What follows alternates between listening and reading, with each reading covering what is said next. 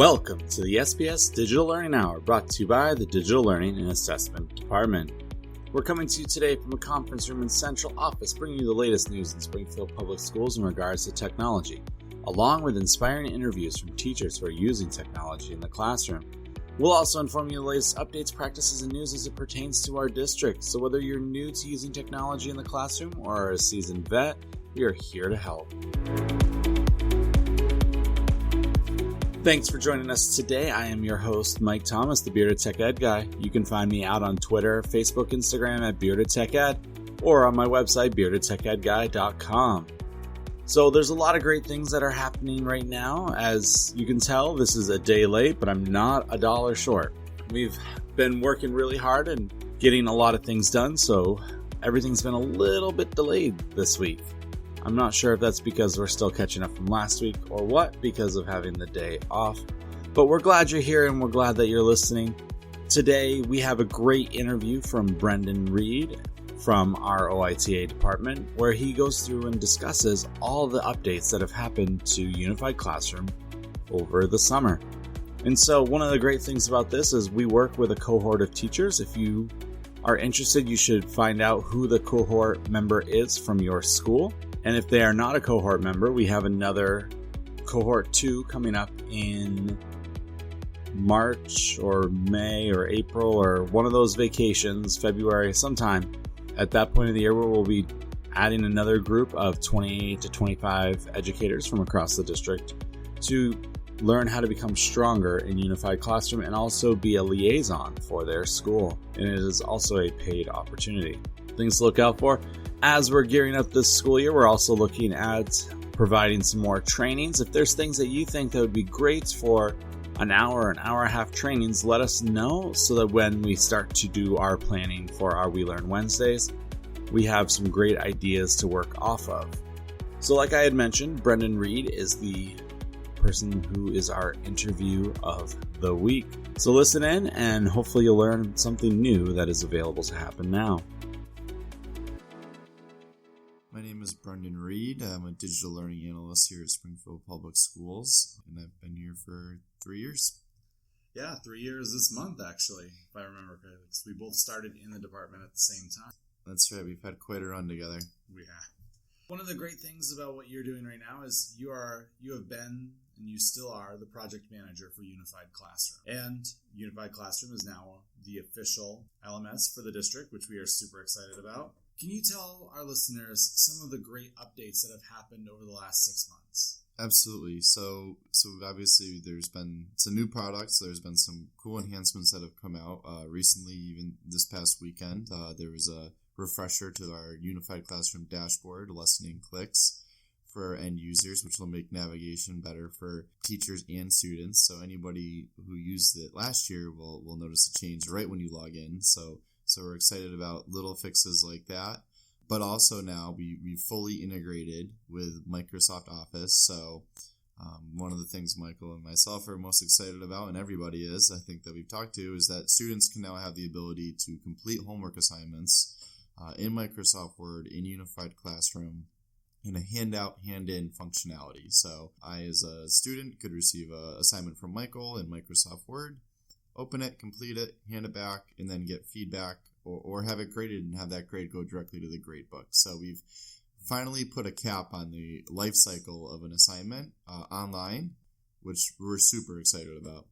Yeah, I know that was definitely a pain point for a lot of teachers, was have the assignment, download it, students work on it, upload it. And if students forgot to even save it to their OneDrive, which if you don't know in our district, if you don't have a dedicated device for a student, it gets wiped every so often. And by so often, I mean every few days, which for students became a real pain point. So the fact that this thing is fully integrated into Office is awesome. So as a teacher, if I have a handout that I want to give, does it have to be in my OneDrive or can it be also on my computer?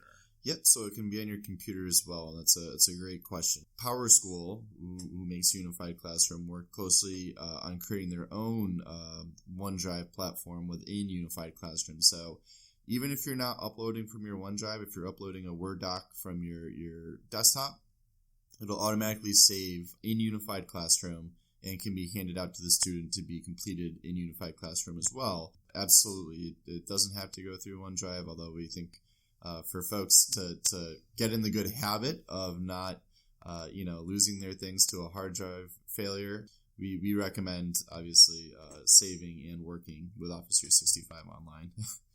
That's awesome. So this is for assignments. What are some other enhancements? I know there's been a lot of things teachers have asked for over the last number of months, including something with class pages and assignments being on class pages to help with their organization. So has there been any improvements in that area? There have, fortunately. Yes, so a lot of our teachers, when we say LMS, I think the traditional learning management system that most folks would be used to, whether it's Blackboard, Moodle, looks like class pages. It's somewhere where you can share content, but also teachers wanted to be able to create assignments within those class pages as well. And as anybody who's returning from last year knows, that the functionality for assignments only lived on the dashboard, which is great because it simplifies things. But we also got some great feedback from teachers who wanted to embed those assignments directly into a class page for their students to consume and then create and work on. Well, fortunately, PowerSchool has made the advancement now where teachers can create an assignment on the Unified Classroom dashboard and then embed the assignment into a class page for students to complete. That's awesome. And just thinking about things that people have been asking for, has there been any progress on the annotation function of documents that are handed in for when students hand in documents for teachers? There certainly has, yeah, absolutely. So in our quest to save reams of paper, to save schools money and resources, of course, we have been pushing PowerSchool in coinciding with that Office 365 integration that we were talking about earlier.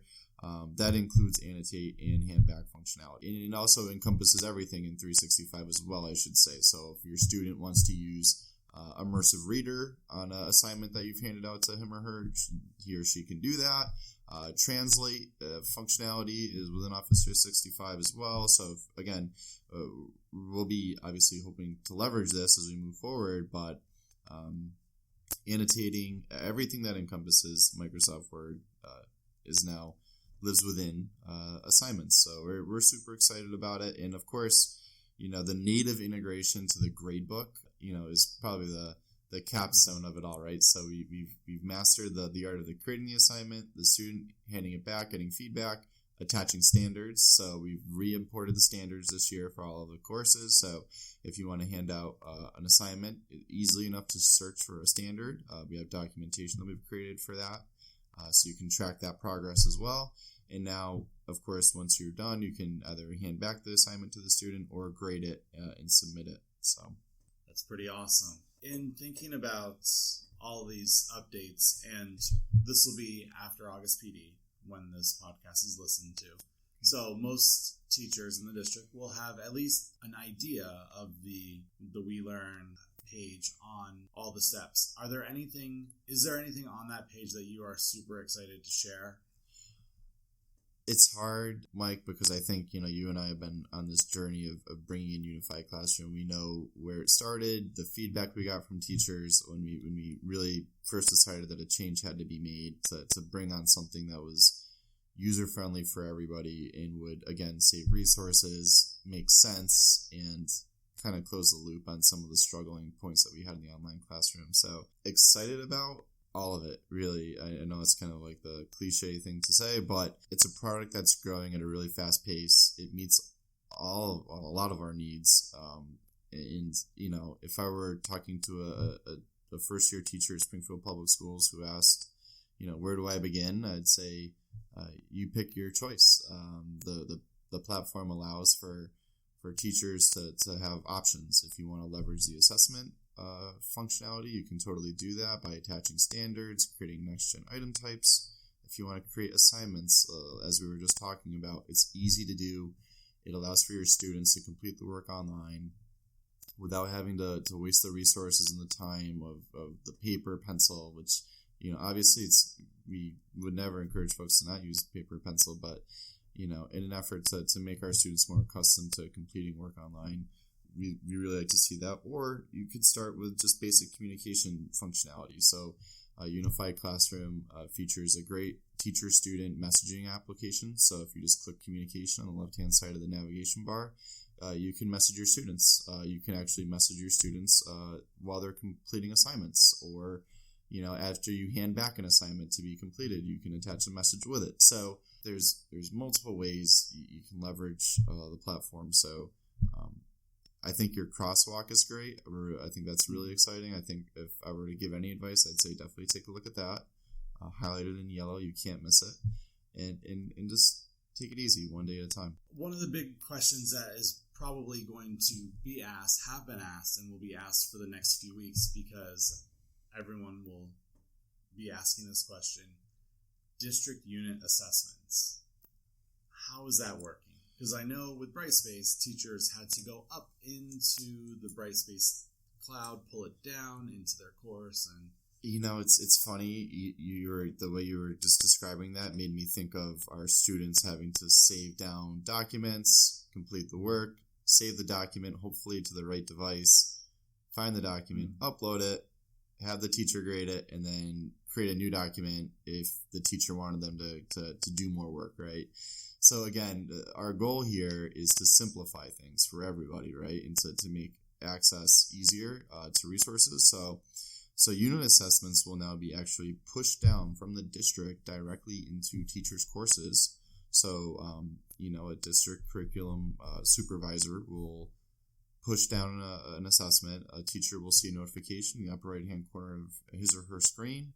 You'll select assign, and then all you have to do from that point on is proctor the assessment. So something that's different from Brightspace is that we actually have proctoring capabilities in Unified Classroom, which means tests have to be started and stopped, which is great because it is kind of mirroring what we see in the state assessment. And also, the unit assessments that are going to be pushed down from the district have standards attached to each question. And why is that great? Because within the proctoring screen in Unified Classroom, teachers can see instantaneously how their students are doing on an item analysis level and on a standard analysis level. So within Unified Classroom, we have great metrics that are set up to give teachers immediate feedback without having to go out to another resource or having to dig around or play or think, and how did my class do by standard on this assessment? It's all immediately available to the teacher. That is something that is pretty exciting, and if I were still teaching, I would be pretty excited about that. Because one of the things that you had mentioned earlier was the fact that I can create an assignment, I can attach multiple standards to that assignment, and now I'm going to have this plethora of data for every standard that I've assigned, so I can tell if RL4 is a real struggle with my class, then I can go and find more resources for RL4. Absolutely. Yeah, I think, one of our goals on our team, and we've had this discussion, is going to be working with teachers to show them how they can leverage standards easily with both assignments and assessments. And I think having access to that in one place is going to be very powerful as we transition into our first full-fledged year of Unified Classroom. So one of the things that we did last year, we called it Cohort 1 of our Unified Classroom. Can you talk about that process, what that was like? I know that's right before PD has happened. We actually met with them, or I didn't, I was not here, but you guys met with them. And going forward, are we doing that again, and what's it going to look like? Yeah, so one of our initiatives last year was to kind of build a knowledge base, institutional knowledge base of folks within our district who are excited about taking advantage of our pilot year with Unified Classroom. So we identified 24 folks who applied and were chosen to be a part of our Unified Classroom Cohort 1. And in doing so, these folks got a little extra training. They were paid to come in and work with us under the understanding that they would then take the knowledge that they learned and bring it back to their schools. So these are folks who we're sending emails to, letting them know about upcoming updates for Unified Classroom, because obviously we can't email everybody, but we want these folks to be our drivers at the schools to really kind of spread the good word, right? So we're hoping that our Cohort 1 folks will go back to their schools and talk about how easy it is to create an assignment and have the full-fledged capabilities of Office 365 involved in that, or leveraging standards. And we've just recently met with Cohort 1 again. So we're doing follow-up meetings paid to give them an update as where the product is now. And we'll be coming up with a second cohort in the spring. So if you're listening and you want to be involved and get paid and come and hang out and learn about Unified Classroom, we'd be happy to see you.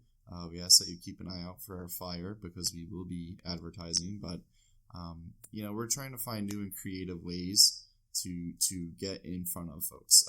There's only 4 of us on our team, and we're a little spread thin with what we're doing. But we've had great success with this, and we look forward to continuing into the future. Not just with Cohort 1, but are we looking at doing more trainings virtually or in person with people for this upcoming year as we are fully fledging into Unified Classroom? Yeah, we're always looking for opportunities to get into schools and to be in front of folks. Of course, we have our technology coordinators who we're going to be working with extensively this upcoming September. We're going to be meeting back with them. So we'll be working with those folks. We'll be working with our Cohort 1. And then, any opportunities we get to go to schools, we'll be going to. I'm a teacher listening. What do I need to do to get someone from this department to come to the school? Absolutely. I would talk to your administrator in your building and ask if we could have us for an extended day, or just reach out to us. We're willing to come and work with teachers individually. We're happy to work with large groups. By any means necessary, we're willing to come and help. We welcome these opportunities, and quite frankly, we look for them. So if you're listening and you want to learn more about Unified Classroom, just reach out to Michael, myself, or Julie, and we'll be happy to set something up for you. All right. Thanks for your time today. I know it's very busy first day back for all teachers in PD, and luckily I haven't seen too much coming through yet, but everyone who's listening will have gone through the first part of August PD. Congratulations to everybody. Have a great year.